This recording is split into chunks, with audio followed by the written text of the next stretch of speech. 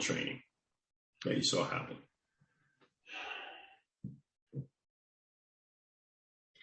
That's a tough one.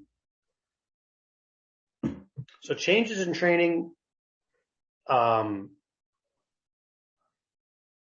I'm not even sure you're going to like my answer. So, my Proby school here was 12 weeks, and I've been through, Fairfax County in particular was a very long recruit school. A lot of more academic learning. So taking the National Firefighter 1, Firefighter 2 standard and teaching to that standard, with quite a bit of academic learning. And the Proby school for FDNY, far more, I would say, drill school oriented. Repetition of skills, repetition of tasks,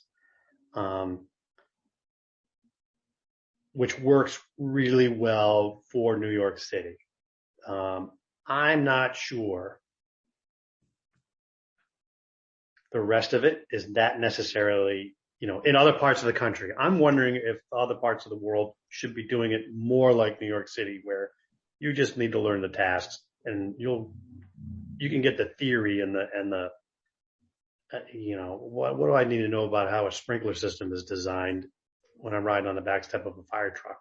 And so I said this, I would say that's observation number one, just entry level training in New York, in the FDNY. As far as the emphasis on training, yeah, we are doing more training now in New York City. I think we're doing more diversified training, hazmat, like you said, hazmat, emergency response. So it's like, the terrorism program, which is really good because they tailor that as things change. So now they're working on civil disturbances. You come down and get a day of civil disturbance training because we had so I think that is very good. I wonder now, as we go to less and less fires, and I can probably Andre's going to appreciate this, we're not exposing our people to real life fire conditions as much as I think as we should. We're still going to fires, and fires are still really dangerous in this town. And I think we're doing ourselves a disservice by, as valuable as extra training is, we're not focusing on battle training. Is that like, combat training? And that's what's going to pay off for us operationally, at 2:00 in the morning on the fire floor.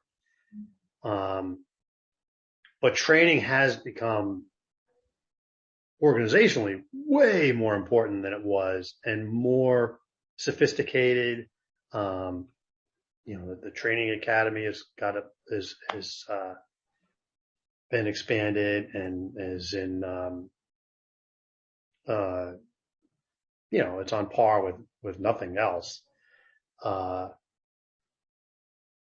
I'm wondering, and I'd also say culturally within the organization, and I think this is, and Paul, you probably can speak to this better, but, extra training is frowned upon, or, if you're somebody who's really into the job and you're the one that's reading up on things, some people will look at you and go, "Oh, were you some kind of a buff? What are you doing?"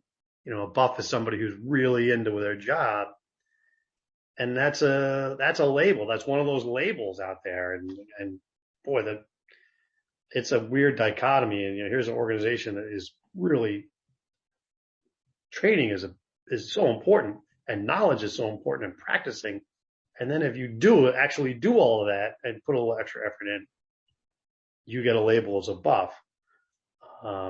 Now, I luckily found myself into special operations where it's totally okay to be a buff and totally okay to get extra training.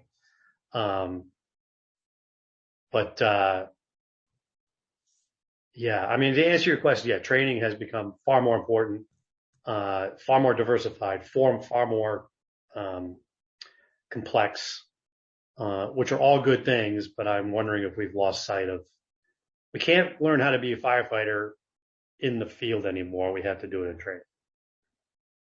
We can't all work a 103 truck and be super firemen. Guilty. You're super something, Paul. I'm not sure what though. Yep. Great. Thanks, Tom. Did that answer your question? Yeah, that was awesome. Thanks. Andre? Yeah, Tom, it's somewhat of a summary question. We've heard lots of bits and pieces of it, but it's not been asked directly. You're a bit of a warrior poet, and I like the description of the buff firefighter. Brings up another whole set of images for me. But for someone who is both a student and a teacher, and understands the value of learning at the sharp end of the stick, and everything that comes with that, all your years of operating in different contexts, what is it that you've internalized from a leadership perspective? So like what you teach is one thing. It's like what you abstract out the fire department learned from 9/11 is another thing.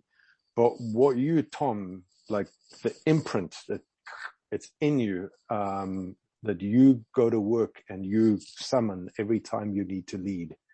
What are those things? I would say, for me personally, there are different kinds of leaders. I generally am a collaborative leader. I like to have buy-in and include others in making a decision and moving forward or something. Now, you can't do that, of course, in every situation, but that's my default. I'm collaborative in general. Like I'm more of a, but for me personally, if I train as you do, I think is, if that's what you're looking for, like train as you do, realistic training. It doesn't have to be, we're not the special forces. We're not going into armed combat in austere conditions.